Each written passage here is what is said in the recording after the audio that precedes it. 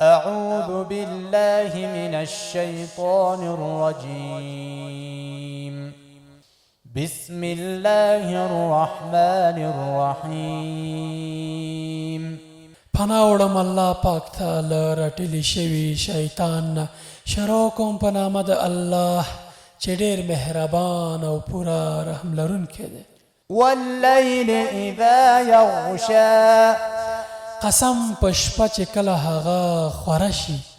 والنهار إذا تجلى او په ورځ قسم چې کله هغه روښانه شي. وما خلق الذكر والأنثى او پر هغه ذات قسم چې هغه نارینه او ښځې پیدا کړي دي. إن سعيكم لشتى په حقیقت کې ستاسې هڅې په بېلابېلو ډولونو سره دي، یعنې ځینې طاعت کوي او ځینې معصیت یا ګناه. فأما من أعطى واتقى نو چا چې د خدای په لار کې شتمني ورکړه او د خدای له نافرمانۍ نه یې پرهیز وکړ، وصدق بالحسنى او نیکي یې رښتینې کړه، یعنې یقین یې کړی او په ښه کلمه د ایمان باندې. فسنيسره لليسرى هغه ته به موږ د اسانۍ لارې دپاره اسانتیا ورکړو، یعنې د شریعت په تګ باندې به موږ توفیق ورکړو.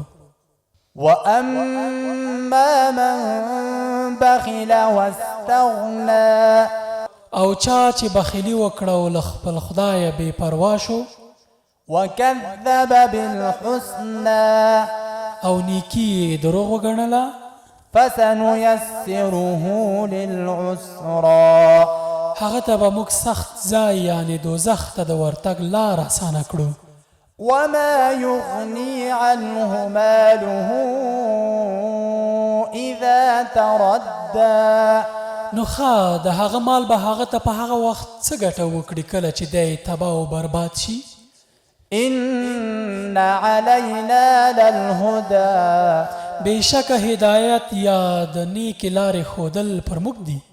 وإن لنا للآخرة والأولى او په حقیقت کې د آخرت او د همدې دنیا همدا مالکان مونږ یو. فأنذرتكم نارا تلظى نو ما تاسې ته خبر درکړی دی له لمبه لرونکي اور نه، لا يصلاها إلا الأشقى په هغې کې نه سوځي مګر ډېر زیات بدمرغه او بدبخته انسانان. الذي كذب وتولى هغه څوک چې د درواغو نسبت وکړي او مخ واړوي. وسيجنبها الأتقى او له هغې نه به په ډډه شي یا پرهیز به وکړي ډېر ښه پرهیزګار.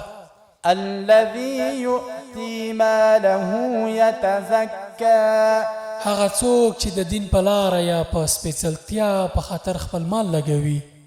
وما لأحد عنده من نعمة تجزى پر هغه باندې د هیڅ چا هیڅ احسان نشته هغه ته د هغه د بدل په ورکړه کې، إلا ابتغاء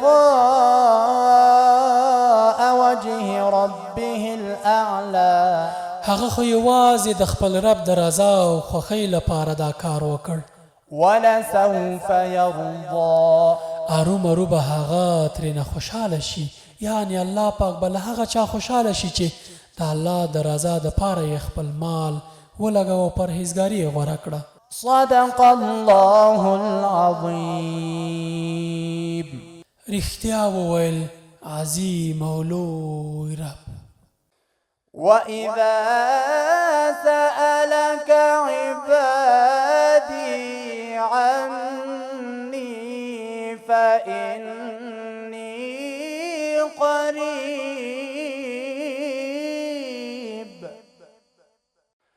أجيب دعوة الداع إذا دعاني فليستجيبوا لي وليؤمنوا